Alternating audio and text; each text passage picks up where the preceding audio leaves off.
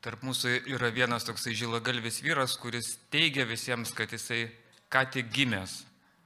Tai prašau brolį Stasį iš Ignalinos papasakot, kaip čia taip atsitiko.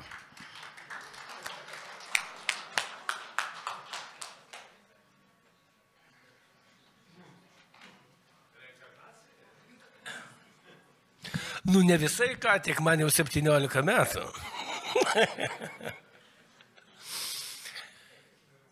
Bet aš noriu pradėti ne nuo liudijimo, o noriu pasveikinti labai gražią, simpatišką moterį, Kluono stovyklos vyriausią šef virėją, Julę, su gimtadieniu.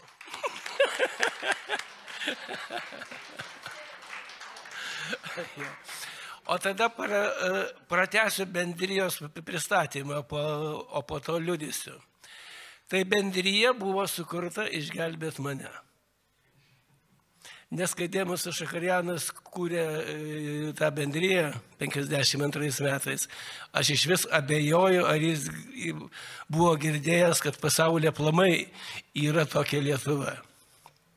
Bet Dievas tai tikrai žinojo, kad 2006 metų vasarą toks Stasys iš Ignalinos prieis liepto galą. Ir reiks įgelbėti. Ir įrankis gelbėjimui jau buvo paruoštas.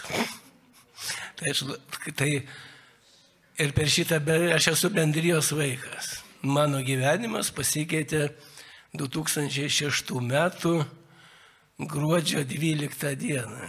Neseniai gimtadienis mano buvo antras. Ir aš šiaip esu gimęs kovo mėnesį, bet va tą gruodžio gimtadienį dabar vertinu žymiai labiau. Bet taip, jeigu trumpai, tai 2006 metų vasarą man buvo 48 metai ir aš maniau, kad mano gyvenimas yra baigtas. Nu, aš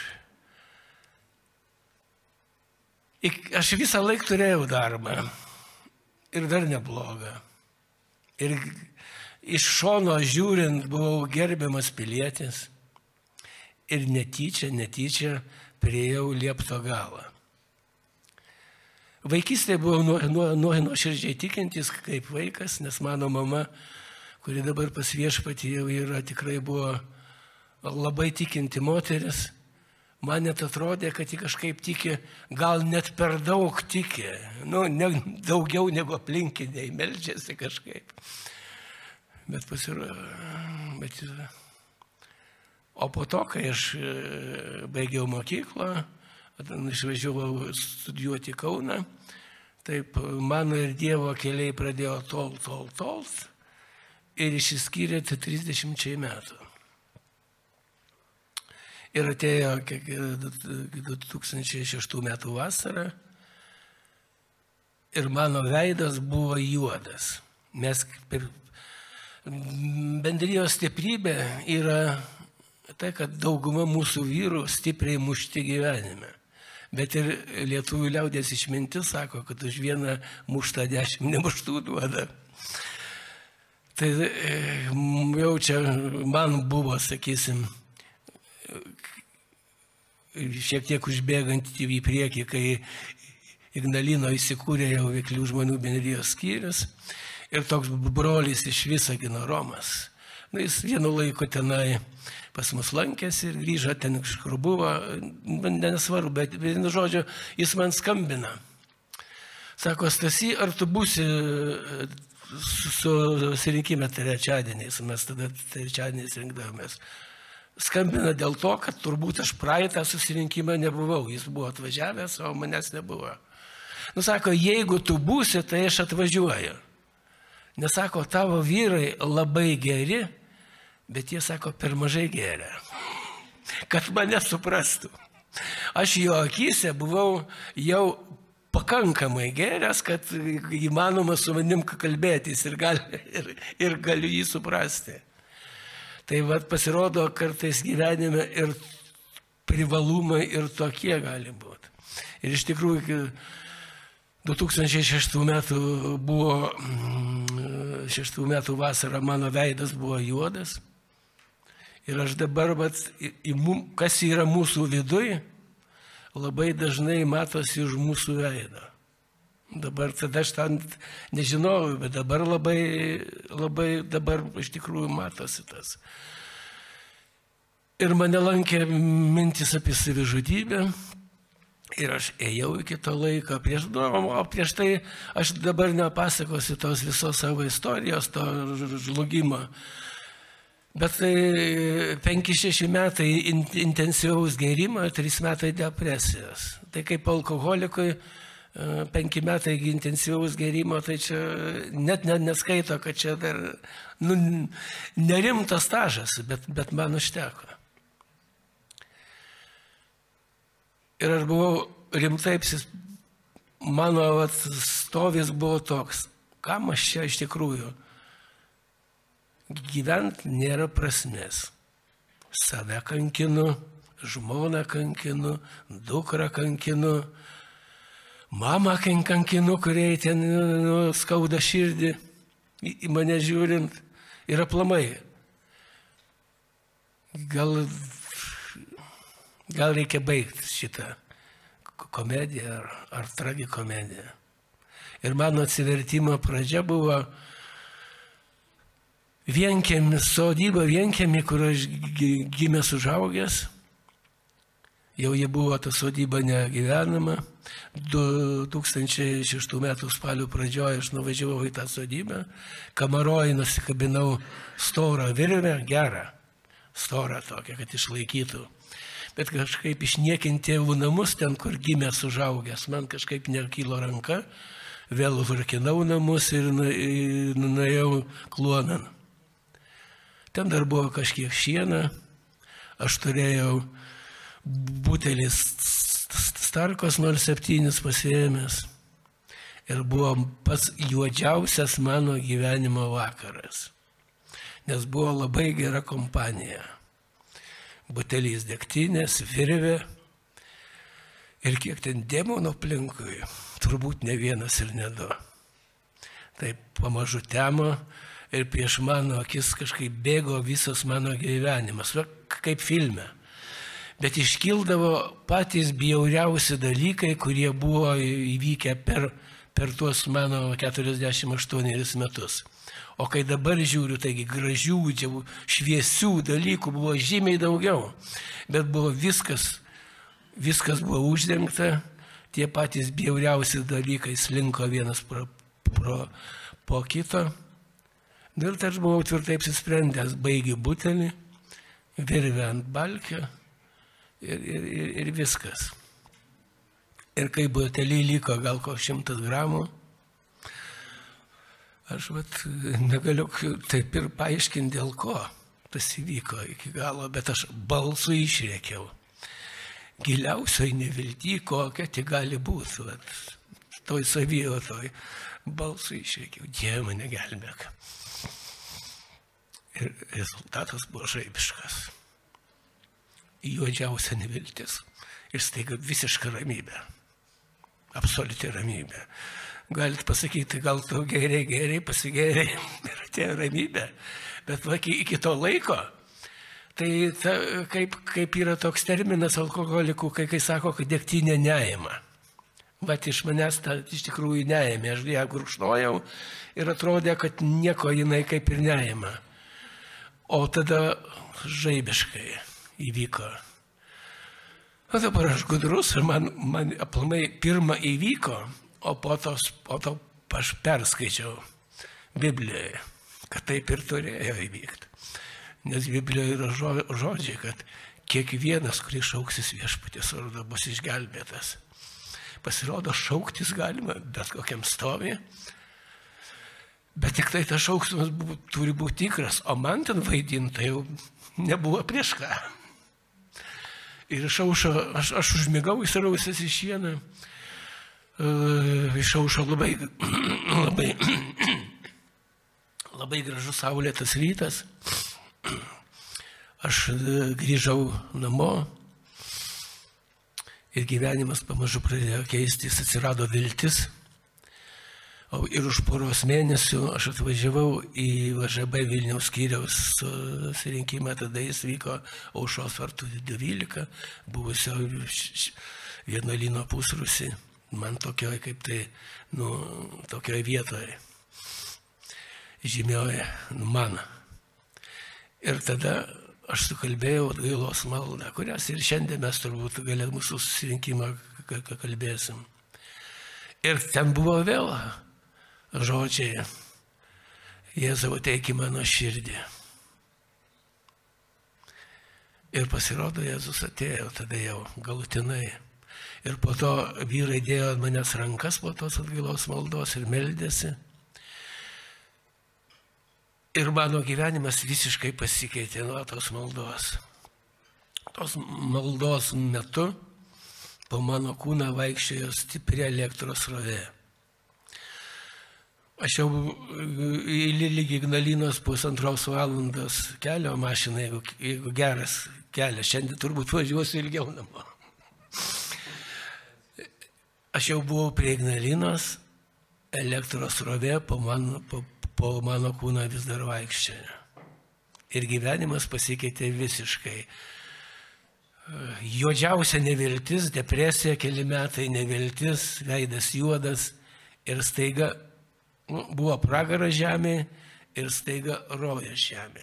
Visiškai.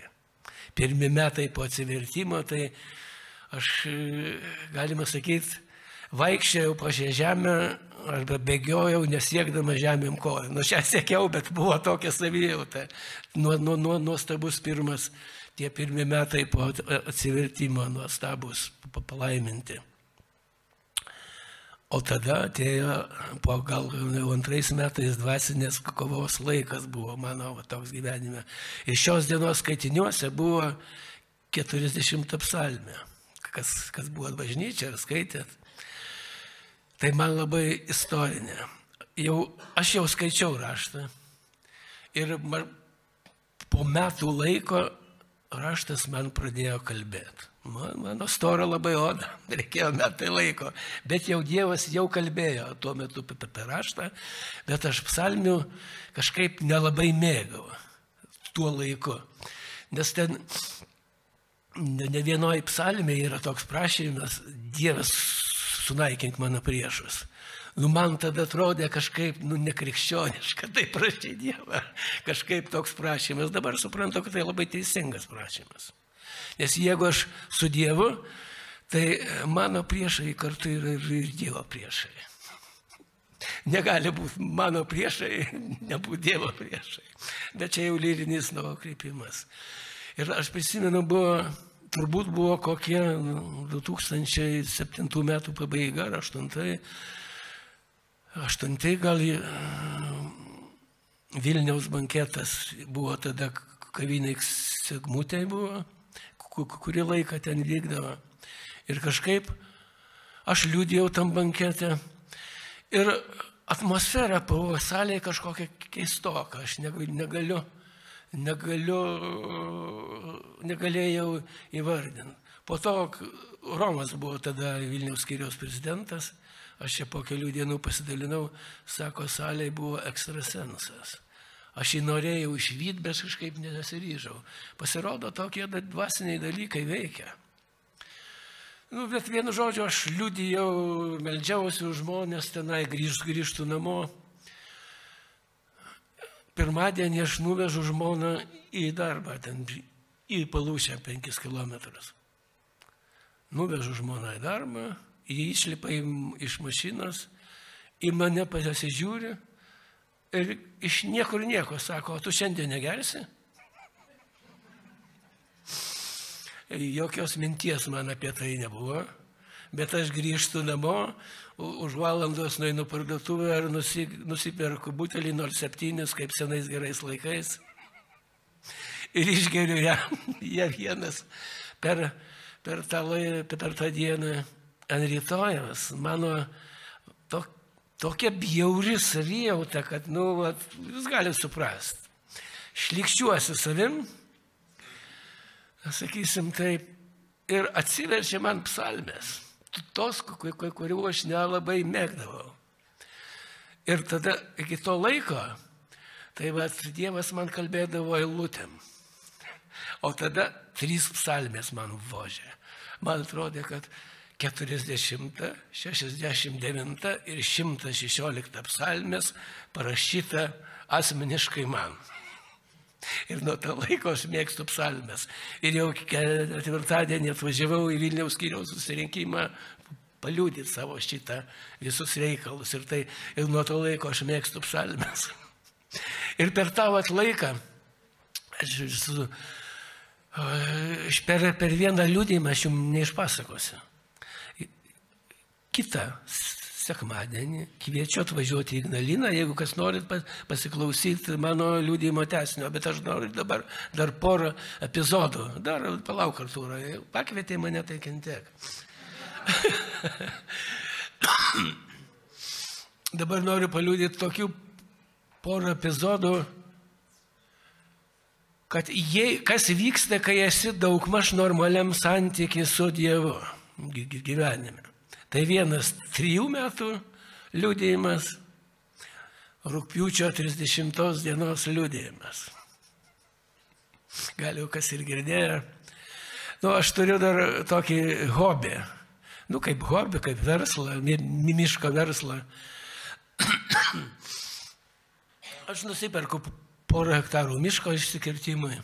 Kertu, vyksta darbai, viskas. Ir rugpjūčio 30 dieną suplanuota vežt produkciją Latvijon. Užsakyti 8 vilkikai. Dieną prieš aš pasižiūriu į kompiuterį, į Meteo LT, kur ten rodo ten orą. Ateina debesys iš pietų pusės, lietus, debesys 2 kart didesnis už Lietuvą, plius visiems jau vienu žodžiu. O ten mano tam miške, šiaip ten viskas gerai, bet iki normalaus kelio maždaug kilometras miško keliuku. Ir šiaip jis normalus keliukas, kai sausa. Bet jeigu, o ten yra dar toks pakelimas ir 90 laipsnių posūkis, ir jeigu toks lietus, kokį aš matau, dabar kompiuterį, kaip aš matau, kas ten bus, ant to posūkio, 3 fūra užbuksuos. Yra traktorius, dar dirba miške. Mes ją gal ištempsim, bet laužysim techniką, sugadinsim keliuką. Vienu žodžiu, bus atsakyti irgi, nes čia viskas jau kaip ir suplanuota, nelabai kas čia nori. Tu sakai, vienu žodžiu, ir man prasiveldžia tokią maldą, žiūrint į kompiuterį. Labai trumpa. Sakau, Jėzau. Matai, sakau, Jėzau. Ir tu žinai, kas bus, kai mes rytoj vešim per tokį lietų, vešim tą medį. Jėzau, prašau malonės. Ir mano malda baigėsi. Tad buvo iš ryto. Vakare, prieš einant miegot, pasižiūriu į kompiuterį, debesys iš pietų pusės visas eina, Vilniuje dar tvarkoj, prieš Švenčionis, pradedavo taip skirtis. Ir į 2 dalis. Tas debesys 2 kart didesnis už Lietuvą. Pasižiūriu, sakau, ačiū Jėzau, ir nueinu miegot. Taip miegu kaip zuikis, taip pusiau lietus taip pradeda barbenti į palangę, bet toks labai reti lašiukai. Taip, krapnoja. Ne liūtis, kuri ten rodė kompiuteris, o taip krapnoja, atsikeliu, ryte anksti, Ignalinoje praktiškai nelyta, o mano tas miškas dar 30 km link Visagino į Zarasų pusę. Atvažiuoju į savo mišką, ten aplamai sausa. Ir ten vienas miško kirtėjas dar atvažiavo iš Rokiškio, tenai brigada buvo iš Rokiškio, kai kirto mano mišką. Pasakoja, sako, visą naktį Rokiškiai pylė kaip iš kibiro. Važiuoju čia link tavo miško, ties Zarasais pradeda rimt, o ties Visaginu lietus baigėsi. Vienu žodžiu, išvežiau tą produkciją, bet buvo dar kaip. Ten kaip vyksta procesas. Atvažiuoja 4 vilkikai, jie kraunasi, važiuoja į Latviją ir pavakarį kraunasi antrą reisą. Iš ryto atvažiavo kažkodėl vietoj 4 suplanuotų 3, bet po pietų atvažiavo 5. Atvažiavo 2 papildomi, nes ten jie kur šalia krovėsi, jie nerizikavo važiuoti į mišką ant krautis antram, nes visur aplinkui pylė lietus kaip iš kibiro visą dieną. O dabar dar šviežias liudijimas. Kaip Dievas pataiso mūsų reikalus, negu mes patys per savo žioplumą ir tingėjimą ko nors nedadarom.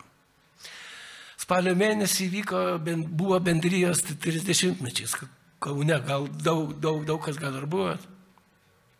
Iš Ignalinos buvo porą ekipažų, aš vieną vairavau.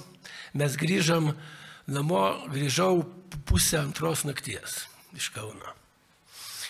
O jau prieš tai, aš prieš 3 metus pirkau naują lietuvišką mašiną, tai reiškia 10 metų senumo. Ir tas akumuliatorius tai jau ir tada netrodė naujas. Ir jau šį rudenį, praeitą, man porą kartų kažkaip kilo mintis, kažkaip sunkiai vedasi, reikėtų jau nuvažiuoti pas elektriką, pasitikrinti, o gal jau keist laikas, bet aišku, nenuvažiavau ir nepasitikrinau. Ir išvažiavau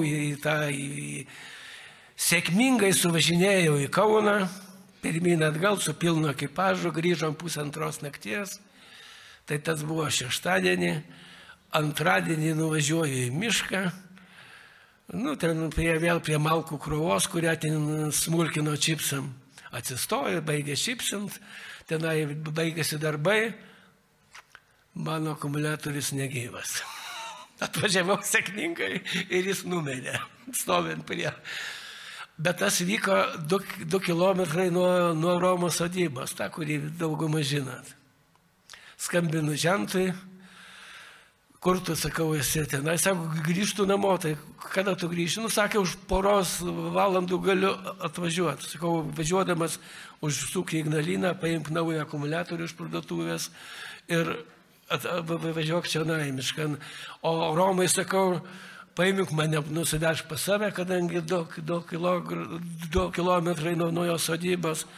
Aš suvalgau rydienos Romo pietus, nes jis gyvena šiuo metu vienas ir pietus verdasi 2 dienom. Tai per tą 2 valandas aš suvalgiau jo rydienos pietus, atvažiavo žentas, įdėjo naują akumuliatorių ir visa problema baigėsi. Tai čia galbūt atrodo neverta, kitam būtų neverta dėmesio smulkmena.